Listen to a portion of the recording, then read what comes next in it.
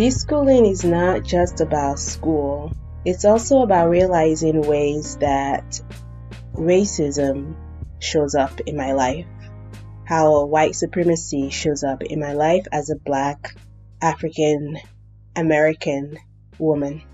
As Toni Morrison says, how racism distracts me from being my full self. The exact quote is, "The very serious function of racism is distraction. It keeps you from doing your work. It keeps you explaining over and over again your reason for being." End quote.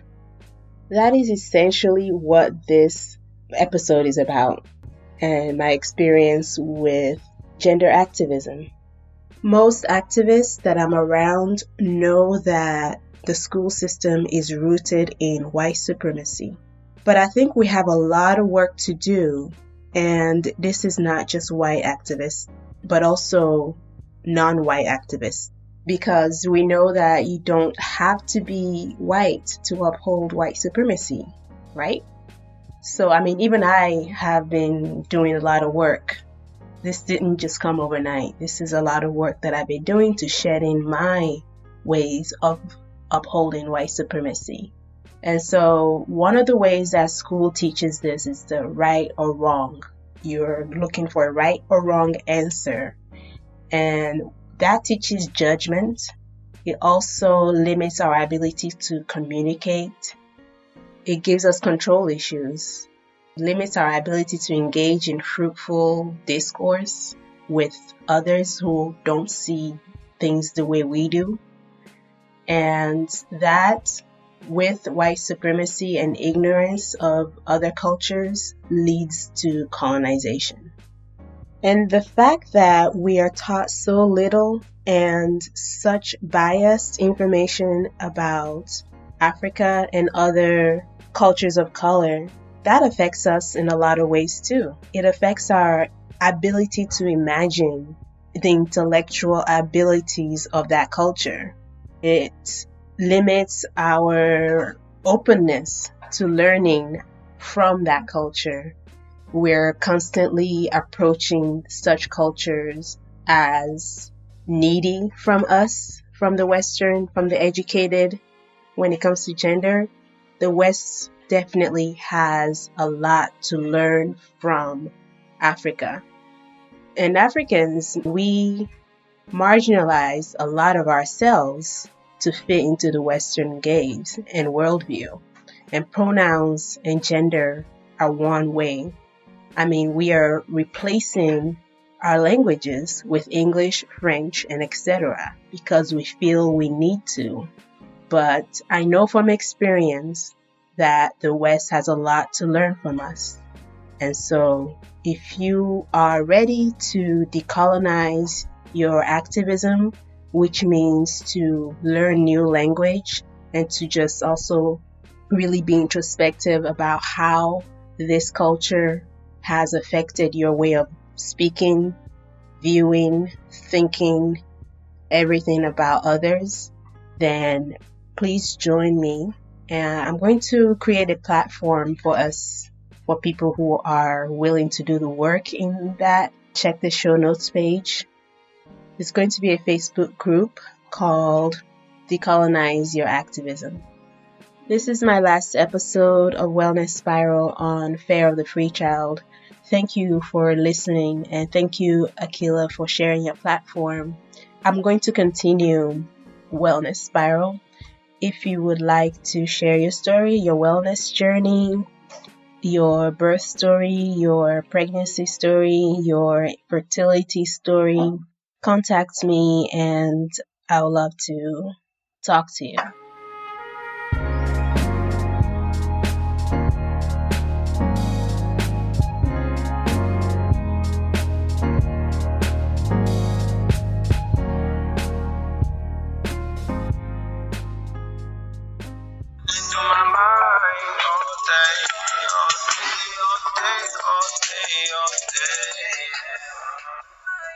What I'm about to talk about is something that's been developing since I started learning English.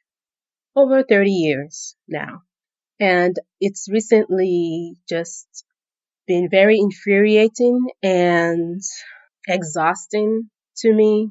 So it was difficult to record this, but it was also very much needed, and I needed a space to voice my opinions and just get out of my head about it. So even though it was difficult to actually just get down and do it, I knew I needed to do it and I wanted to do it. And so let me start. I'm just going to come plain with it. I started writing several essays about this, and I'm going to basically read one that I wrote after a post that I put on my Facebook. And I will share that post on the show notes page. I reject the cis trans definition of gender. My opposition has been gradual. At first, I was quietly uncomfortable because I could not put a finger on why I was uncomfortable. And because I am aware of the self-reflective work that needs to be done when one is ignorant, as I was, about trans issues in the US, I know that discomfort is part of unlearning oppressive behaviors.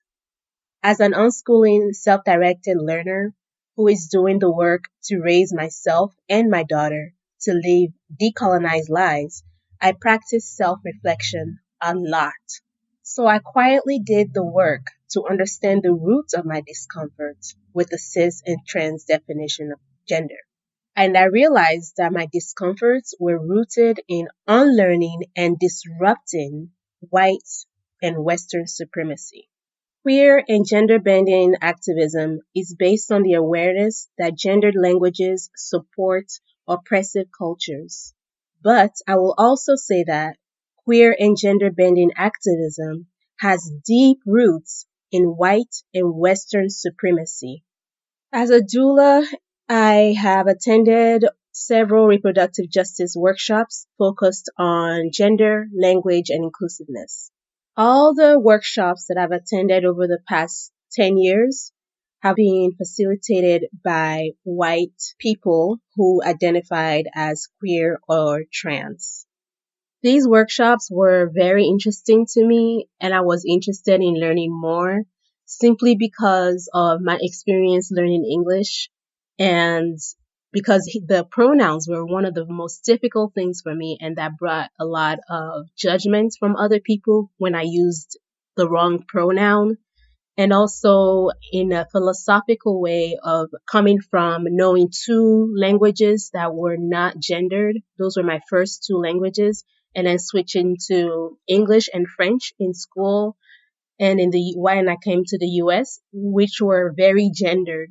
So I already had that background and that interest in that philosophy of gender pronouns.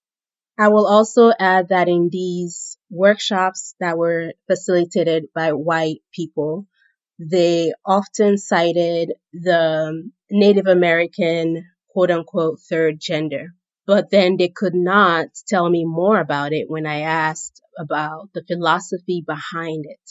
They also would, when I would talk about Yoruba and Fon as having non-gendered pronouns, they would use my example to support their theory.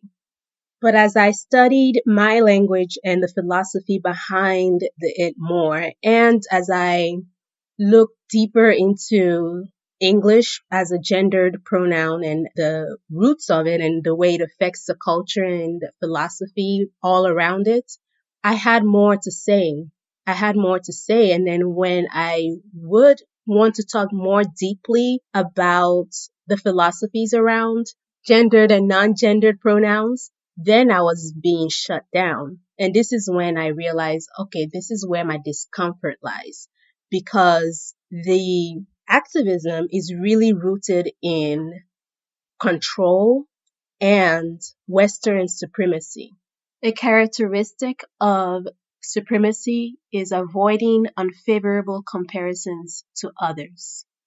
I've experienced this and I've seen it as an African immigrant, because as soon as I stepped foot in these United States, I was taught socially and intellectually that the Western woman is more educated, more independent, more free, has a stronger voice than the African woman.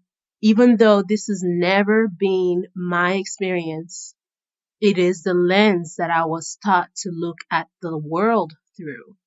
That philosophy, that way of looking at Africa in comparison to the US and to the Western world is completely rooted in supremacy and keeping that supremacy alive. The truth is that African societies and most other indigenous societies, women are much more powerful than they are in Western societies, in Western philosophy. Women in African philosophy are whew, so much more powerful. And the only time that our power has been diminished and questioned is through colonialism. Period. That is it. Before that, gender was not, no, I won't even say gender, because when I'm saying gender now, you're thinking of gender as defined in the US.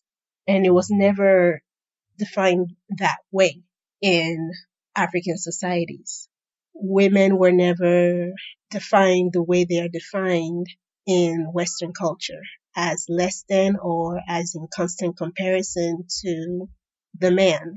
And so even when I say gender, you're thinking of the Western definition of gender. So I won't say that gender was never hierarchical, because we never even had that definition of gender.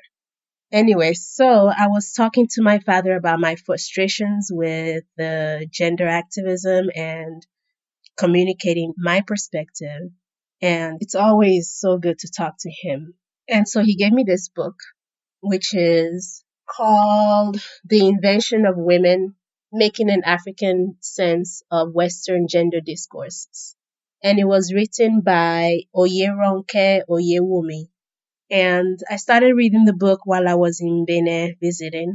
And man, it was so good to read this book. It felt so good and so heavy at the same time, because I had so much to say. And not just to say that, I was realizing how much of myself and my culture has been diminished and marginalized just by speaking English. Yo, oh my God. So, which I guess it makes sense now how hard it is to actually talk to people who only speak English or who only speak Western languages like Spanish or English and French, which are all so fucking gendered. And so it's hard for them to think outside the box. And then their supremacy issues is hard for them to see that you have something to say that they can learn from, because it doesn't always sound right. Sometimes the stuff that sounds right is the shit that is just oppression in a flowery language, like being colorblind. So that could sound great. It sounds good. We're all the same. That sounds great, but we're not all the same. And I don't want you to be colorblind. You know what I'm saying? And so sometimes it doesn't sound good, but you need to actually just open your mind up a little bit more. Get out that box. Don't cross a line that's in the box. Actually get out the box. And look deeper into your own education. If you believe that the education system is flawed and is rooted in white supremacy, then you need to actually look at how you embody that, because you do. I did. I do. And I do. I will say I do instead of did, but there are parts of me that I've shed because I am aware and intentionally shedding that shit. One of the things that has helped me move through this, again, I was talking to my father, because I have the definition of privilege and the way the concept of it it didn't sit well with me. A lot of the things that are being defined as privilege, I didn't see it as that. I didn't have the same definition. And so I was talking again to my father, and he said something that just cleared it up for me. You cannot be privileged. You can be given privilege. And so this has has helped me so much in a lot of ways in my unschooling journey. If I see myself and as a privileged person because of me, because of my energy, because of my knowledge, because of my background, because of my everything about me. If you see privilege as you and your energy and the attention and what you bring to the table as a person. So that's how I define privilege. And so then you give privilege to things. Like, for example, even in nutrition, what I'm eating is what I'm giving privilege to. Am I giving privilege to McDonald's or am I giving privilege to a local farmer? And so that's how I started to define privilege. And then when I thought of it that way, it's a sense of also giving yourself value. Your value, you're valuable. Your attention, your money, your knowledge, your voice, all of that shit is fucking valuable. And don't let anybody tell you that it ain't. And so privilege, when I think about this situation of gendered language, I started to think, what am I giving privilege to? And I realized that all my life throughout my education, I've been given privilege to the Western way of philosophy of looking at life. I've been given privilege to the English language. And now I need to give more privilege to my mother tongues, my languages that I actually love. I love Yoruba and I love Fon because they're just so entertaining and also they're a whole philosophy in themselves. And so, because whenever I brought up issues and things that I want to talk to, even this book that I wanted to read and I wanted to share with the birth justice community, and they were not willing to read it.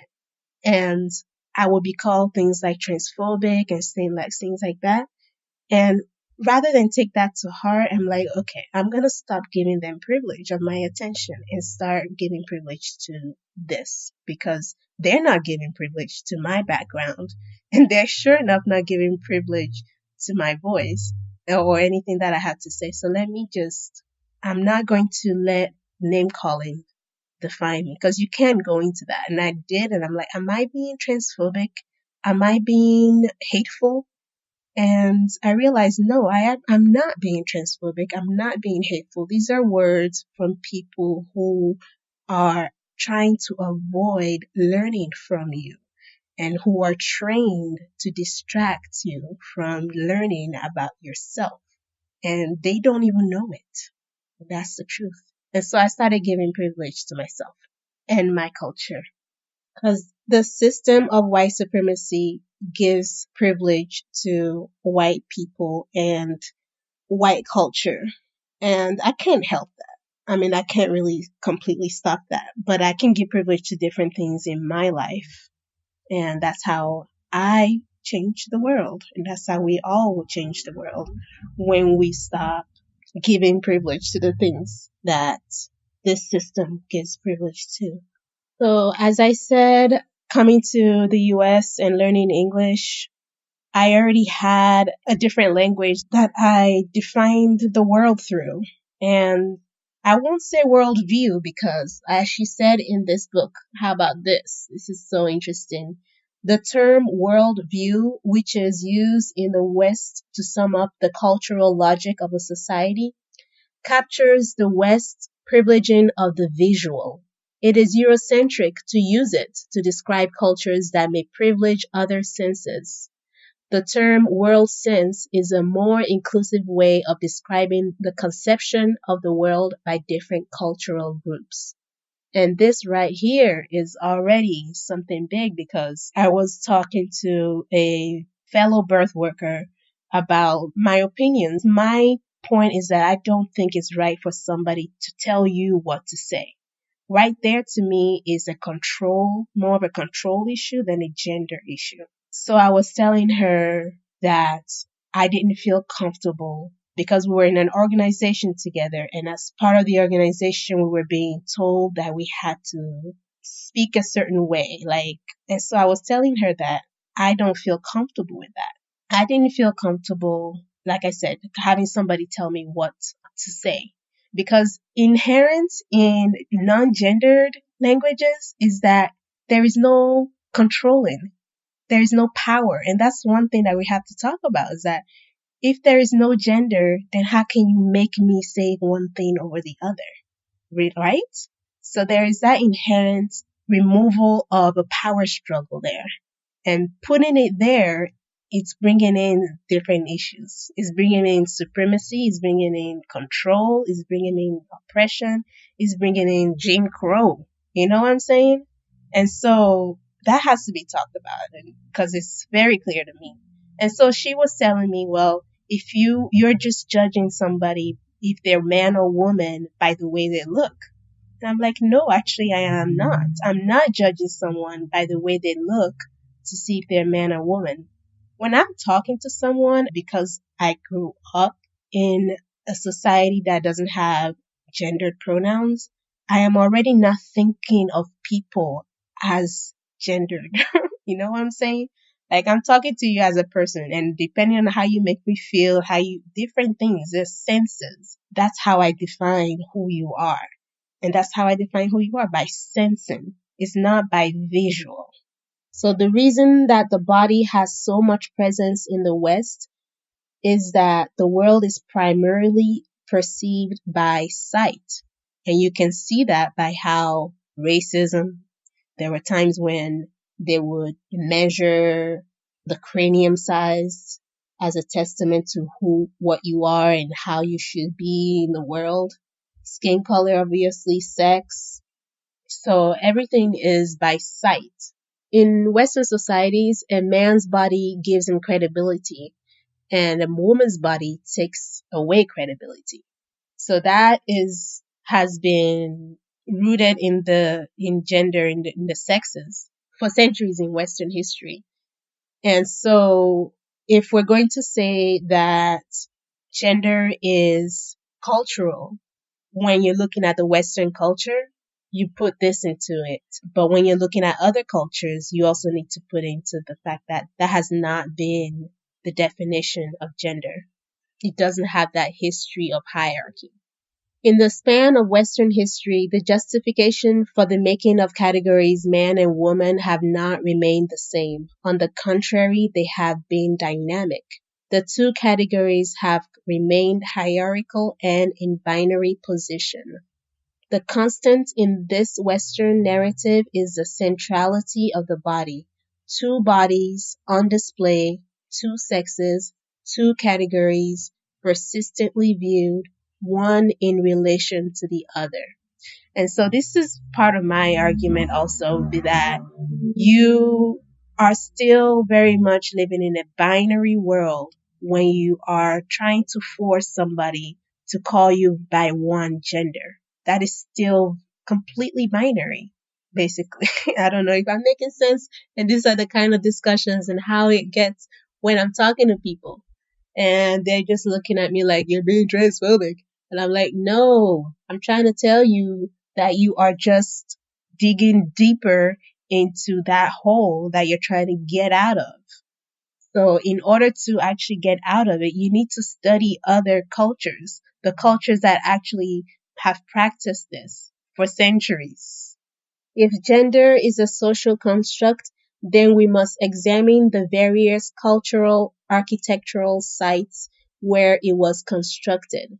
So yeah, and that's how you learn from others. You learn about the different ways and nuances of having a non-gendered language. And it's so fucking interesting. If people actually were interested in this, man, come on.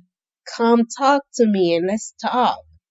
Despite the wonderful insight about the social construction of gender, the way cross-cultural data have been used by many feminist writers undermines the notion that differing cultures may construct social categories differently. Consequently, in cross-cultural gender studies, theorists impose Western categories on non-Western cultures then project such categories as natural. An example is the discovery of what has been labeled third gender in a number of non-Western cultures. Presented as gender categories incorporates them into the Western biologic and gendered framework without explication of their own socio-cultural histories and construction. And that is where the bulk is. That is where the education is in the background, the social, cultural history and construction, the philosophy. And so if you're just taking bits and pieces of other cultures and then imposing Western ideas on these non-Western social categories, then what you're doing is appropriating that culture and marginalizing it and diminishing the philosophy and culture behind it. And so it's colonization. As a Western activist, it's important to not come with the concept that you have the answer. Because frankly, with your educational background, you cannot have the answer. People all around the world know more about your culture than you know about theirs. So how can you have the answer? Especially in this concept of gender and feminism, oppression, and all that. Your culture is all that. Everything you learn has all that seeped into it. And so it's best to not come as if you have the answer and to instead come with interest, with curiosity, to learn about cultures that are non-gendered, that are not built on oppression of one over the other, on hierarchy of one gender, of one sex over the other, and come with the expectation to learn and to inquire. Because when you do this, a few things happen. First, you are giving privilege to this philosophy and culture. You are making it so that more people will learn about it and talk about it and want to learn about it and teach it. And then you are also going to learn more about your own culture and how it's nuanced, so fucking nuanced. As an activist, your goal should be to find new ways of knowing, new ways of thinking outside of this oppressive system. In Western construction, physical bodies are always social bodies. In Yoruba society, in contrast, social relations derive their legitimacy from social facts, not biology. Biological facts do not determine who can become the monarch or who can trade in the market. So it's a whole different way of thinking. And even in translation and defining Yoruba words such as obìnrin and ọkùnrin, which have been translated into English as woman and man or female and male, obìnrin does not completely translate into woman and ọkùnrin does not completely translate to man. And the two are not related to each other the way man and woman are related to each other. They're not binarily opposed and they're not hierarchical. It takes studying, it takes practicing new ways of thinking about yourself. And that is what will change the system and how you work with the system. And I'm telling you, this way of thinking, of not thinking of myself constantly as opposed to the man or as in comparison to man, that's been innate in me because I luckily grew up in that society. And it's been so freeing and I didn't really realize how much stronger it's made me in this society. That way of thinking is the way to freedom. Because a lot of times when you're fighting the system, you're still centering the system in your life. And when you're fighting patriarchy, you're still centering patriarchy. And so sometimes it's not in the fight, it's in your own changing of the way you think of yourself. And then that will bring up your wins in different situations when you are facing patriarchy. You will keep winning because of the history of man and woman he and she are very loaded. Even the sentence, she cried and he cried, are things that, you may not read a lot of he cried, and then there's also different connotations that come into it just because of the history and the biologic, as she calls it, that's been embedded in those pronouns. And that kind of thing does not exist in Yoruba, in languages that don't have gender pronouns. Okay is the way you say a person cried. It doesn't even have to be a person, it could be an animal. And so you see, that means people from this kind of language are not genderizing crying. So it's really so nuanced and so cool. I'm so grateful to know Yoruba and Fon and to know a language that is not gendered. I'm so grateful because it's just really shaped my mind and my philosophy. It's made me a stronger person to stand up to oppressive systems. And I'm so grateful for this discussion about gender that's come up in the US. I love it, but I believe that the discussion needs to be decolonized and unschooled. So I started this podcast reading an essay in response to a post that I put on Facebook. I use memes and pictures and other media to prompt my writing sometimes. And so this particular time, I used a meme that said, "You matter unless you multiply yourself by the speed of light. Then you energy." That meme somehow led me thinking about gender and the differences between the gender O in Yoruba, which is a gender that is inclusive of all nouns. Like it's the same gender that you would use for a tree or a person or a dog. I use the example Oshubu. Oshubu can mean it fell, as in a tree fell. It fell, as in that dog fell. He fell, as in he fell. Or she fell, as in she fell. It would mean all those things. And so I was thinking about that and, how that pronouns just captures everything, which is how cool is that? And I was wondering and thinking out loud about what pronoun would best fit in English for something like that to just be completely inclusive. And I thought of the pronoun it. And so I was like, and even though it is insulting when it's used to humans, but then that's something that is learned also, isn't it? Anyway, so then this woman basically was tearing me apart, calling me transphobic. And so I was trying to explain to her the cross-cultural aspect that I was trying to get to, that was the discussion was about, to just have people think about a pronoun that is inclusive.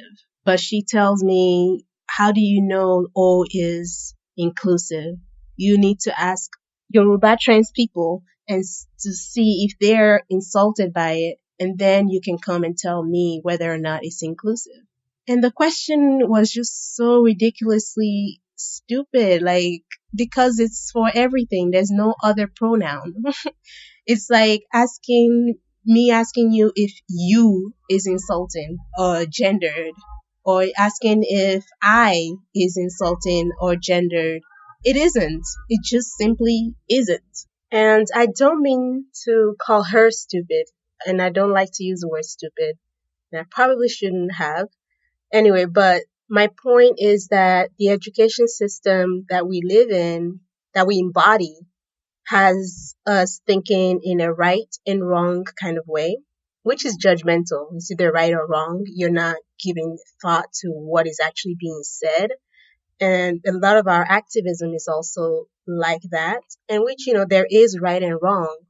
But when somebody is being an activist with you and is trying to have a conversation from a different culture, a culture that you admittedly know you've been educated to ignore, disrespect, and disregard, and a culture that has some aspect of what you are looking for.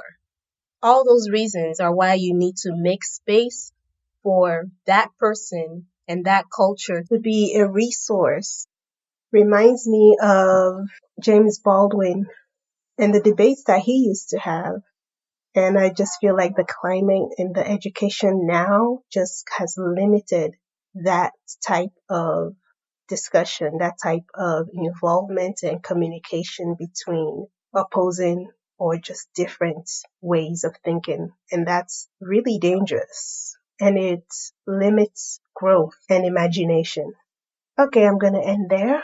If any of this resonates with you or triggers any interest in you, contact me. I would love to keep the conversation going. I think it's so important. And also on the show notes page on this topic, I created a t-shirt to encourage people to decolonize their activism, because this shows up in different ways in all kinds of activism. If you like that, check the show notes page. And I'll also include an app on the show notes page that teaches Yoruba. It's a really cool app. It's great for kids and adults. And of course, I'll also add the book, which, by the way, the author mentions my father in the book. He was one of her mentors while she was writing the book. So it's pretty cool. Thank you for listening.